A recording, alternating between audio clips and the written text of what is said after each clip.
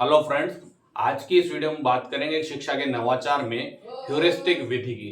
Heuristic विधि क्या है? Heuristic विधि नवाचार की एक विशेष तौर पर बाल केंद्रित विधि है। इसके अंदर जो हम बात करें उससे पहले ह्यूरिस्टिक वर्ड के बारे में जान लेते हैं कि ह्यूरिस्टिक का मतलब क्या है। ह्यूरिस्टिक जो है ग्रीक भाषा का शब्द है। ह्यूरिस्टिक ग्रीक भाषा का शब्द है जिसका अर्थ होता है खोज करना। और नॉर्मली हम अगर समझे इसको सिंपल भाषा में, तो ह्यूरिस्टिक का मतलब होता है नई नई खोज करने के लिए उत्साहित रहना। मतलब केवल खोज नहीं करना, एक उत्साह के साथ, एक उमंग के साथ किसी नई चीज को खोजने में संलग्न रहना। नवाचार के इस दौर में शिक्षकों के द्वारा इसका उपयोग किया जाता है।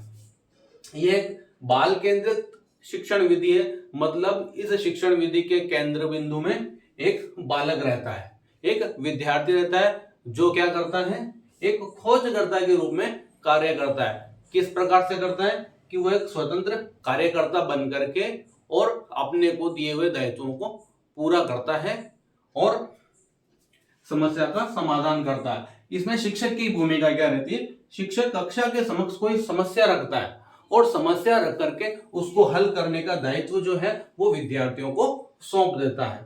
अब यहां पर उनको क्या दायित्व सौंपे जाते हैं? विद्यार्थियों को दायित्व सौंपे जाते हैं समस्या से संबंधित सूचनाएं जुटा करना। समस्या से संबंधित जो है सूचनाएं जुटाना और उस समस्या को जानना, ये कार्य विद्यार्थियों को सौंपा जाता है शिक्षक का। तो शिक्षक इसमें एक बहुत इंपॉर्टेंट रोल प्ले करता है, लेकिन शिक्षक इंटरफेयर नहीं करता है। शिक्षक केवल एक सहायक के तौर पर हमेशा तैयार रहता है। जहां विद्यार्थियों को समस्या होती है वहां सहयोगी के रूप में, सहायक के रूप में वहां पर वो कार्य करता है।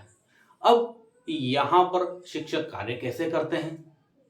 तो शिक्षक ने दायित्व दिया और तटस्थ नहीं बैठता, वो उनके लिए तत्पर रहता है।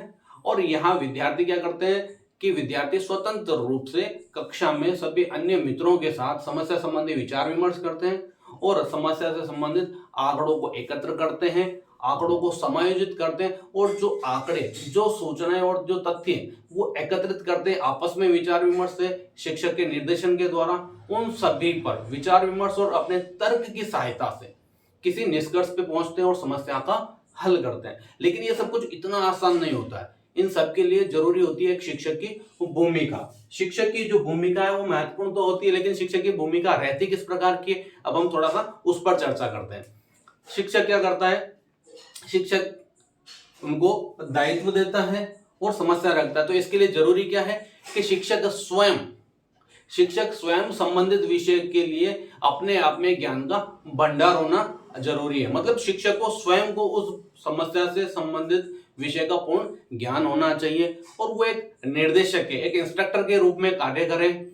और शिक्षक के लिए इस कार्य योजना में सबसे जो इंपॉर्टेंट बात है वह शांत स्वभाव को आना चाहिए। अगर विद्यार्थी इस योजना के दौरान, इस क्रियाविधि के दौरान विधि में अगर कोई गलतियां करें तो उन पर गुस्सा न करें, उन्हें गलतियों को समझाएं और प्रेरित करें कि वो सही दिशा में आगे बढ़े और कक्ष में वो आपस में चर्चा कर सके, संबंधित समस्या के बारे में सोच सके। उसके लिए डर मुक्ति, जो शिक्षक का भय होता है वो ना रहे और स्वतंत्र रूप से कार्य कर सके, ऐसा वातावरण की जो व्यवस्था है वो करना शिक्षक का यहाँ पर एक दायित्व रहता है। अब यहाँ पर जो समस्या का चयन है, सबसे इंपॉर्टेंट बात ये विधि, ह्यूरिस्टिक विधि तब संपन्न होती है जब शिक्षक जो है समर्थ हो कि विद्यार्थियों की आयु, क्षमता और रुचि, इन सभी के आधार पर ही समस्या विद्यार्थियों को दे, तब ही यह विधि सफल हो सकती है। इस विधि के कुछ गुण भी हैं और अवगुण भी हैं।